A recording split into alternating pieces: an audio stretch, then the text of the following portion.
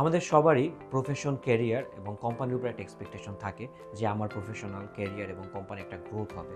সেই গ্রোথটা আসলে কিভাবে হয়?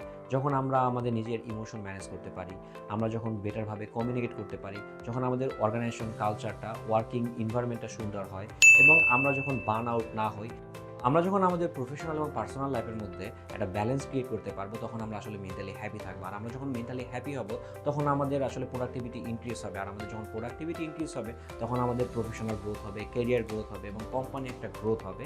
এবং এই কোম্পানি এবং প্রফেশনাল গ্রোথের জন্য এবং অর্গানাইজেশনাল কালচারটা আরও কীভাবে বেটার করা যায়, এই জন্য মাইন্ডশেপার কাজ করে যাচ্ছে। মাইন্ডশেপারের কর্পোরেট কাউন্সেলিং এবং ওয়ার্কশপের মাধ্যমে।